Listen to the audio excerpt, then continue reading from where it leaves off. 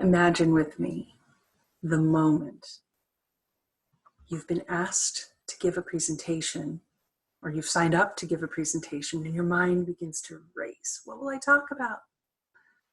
And then it comes to a screeching halt, and you think, what will I talk about? My fellow Toastmasters and friends, my name is Barbara Visser, and I'd like to share with you a simple framework that has helped me in this ongoing challenge of finding the right speech topic. You know best those moments and situations where you're called upon to pick a speech topic. It might be a business meeting, table topics presentation, a speech that you've signed up for, or it could be a larger event, a wedding toast, or a keynote address on a big stage. How will you choose? When I'm in that moment, I don't know what plays in your head, but I have a loud chorus of voices who join me. They're not very kind or compassionate. In fact, they're rather judgmental. The audience won't care about that story if you bring it to them. That's not original thought. Someone else has already covered that, an expert, more qualified than you. And the harshest voice is the one that says, none of these topics matter. Your story doesn't matter. Your voice is not important. This is untrue, and I'm here to tell you your voice does matter. Your story is critical to add into the voice of the world. There's a simple approach that I invite you to practice, and that is a simple breath. When you breathe out, you breathe in. You breathe in, you expand. Your lungs stretch and fill to capacity. And as you breathe out, you release the air and it becomes focused and contracted. Your lungs expand and then they contract. And this is the motion we'll use to help us identify our speech topics. The first is that expansive energy. This is where you will create long generative lists, everything that you might potentially talk about. Please make this in the way that works for you. It could be a paper notebook or an online document. I keep mine in OneNote. The place where you'll be able to keep this list is the one that works for you. And you'll add the right sized structure, just enough so that it serves you, but not too much that becomes burdensome. And I've got a handout for you to follow that will help you generate these lists, but let me introduce you to the 3 categories that we'll use to build this expansive list. First, let's start with what you know, your experience and your expertise.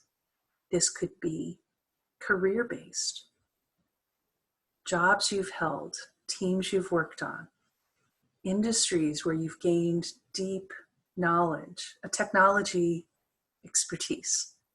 It might be a hobby that you're highly skilled at, a sport that you played or that you play currently, a trip that you took. Think about your family members, your culture, your traditions, foods, your ancestors. Any memory that you have lived through fits into this category of expertise and experience. This is what you know. Then let's shift to what you want to know. What interests you? What piques your curiosity? What do you want to know more about and you haven't yet invested the time? Build this list to feed your interests. Sometimes I'll watch a documentary on TV and I think, that's fascinating. I want to know more. It may be a hobby that you haven't tried, but you've always wanted to. For me, that was kayaking. Always wanted to kayak. Didn't start until 2 years ago, and now I love it. And it adds value, and I can find so many interesting things to talk about just on this one hobby. This is, imagine it like your bucket list of things you want to spend time researching that interest you, your areas of passion. So we started with what you know. what you want to know, and now what you want your audience to know. This is the category of inspiration and impact. What is the inspiration that you want to leave with a group of people? If you want them to remember one thing after you speak with them, what would it be? And what topic lends itself to that experience? It might come in the realm of your dreams for the world. It might tap into your spirituality, or based on your core values as a human. What you know, what you want to know, and what you want your audience to know. These three categories will allow you to build a gigantic, expansive list of potential topics.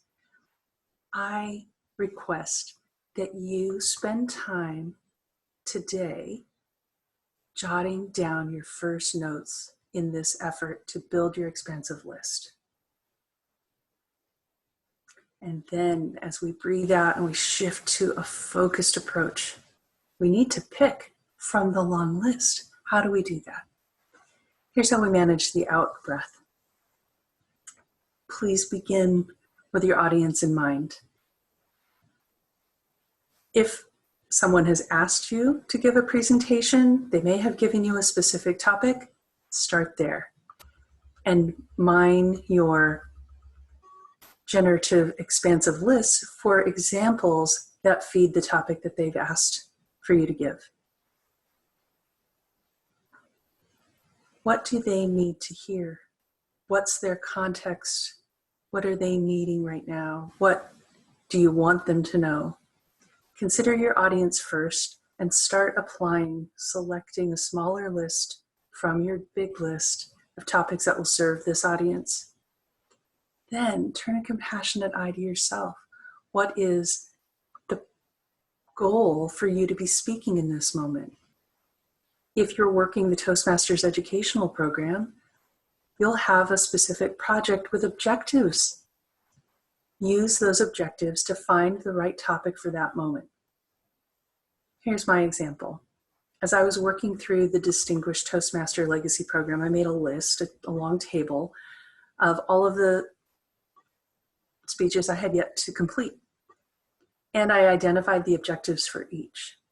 And as I pulled from my long list of topics that could potentially fit the objectives, I discovered a gap, and the discipline of using this methodology really generated a lot of value for me.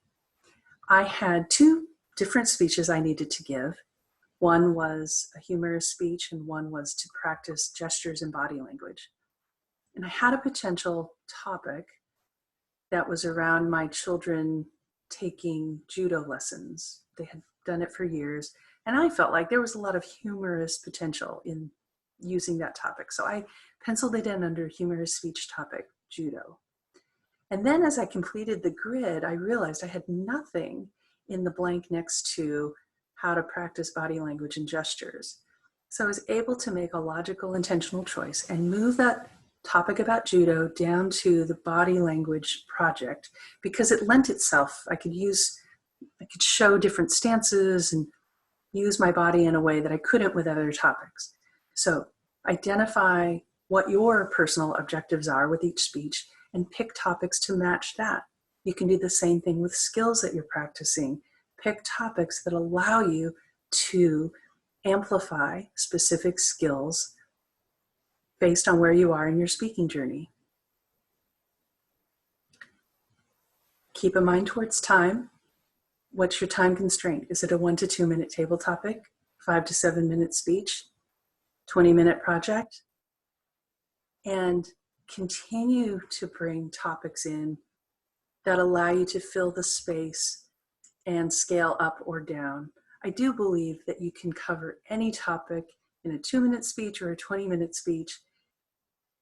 You will just layer in different amounts of detail along the way. But the core thing that you want your audience to walk away with will still be there. And so we started this focused effort thinking about the audience and what they need, what your project objectives are, what skills you want to practice the time you have available, and now end with your audience in mind again and think, how will their lives change for the better because I'm bringing this to them? And so with these lenses, you take your long list and you come to a conclusion. Like, here's the topic I want to bring for this moment. Let me share my screen for just a moment to show you the graphic of how this looks. So we started with expansion. What do I know? What do I want to know? What interests me? And what is the impact I want to have in the world?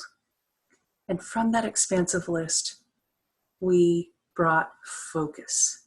What does my audience need? What are my goals? What skills do I want to practice? Are there time limits? And again, what's the impact I want to have on my audience with this speech? With that, you arrive at this golden topic you selected based on the list you have at your disposal and the focus that you're bringing in this moment. And with that, you can deliver with confidence and compassion. For me, this is not about perfection. There's no perfect speech topic. Whatever you know or love to talk about that also serves your audience in the moment, that is the right topic for this time. For me, this is a compassionate approach that silences those harsh critics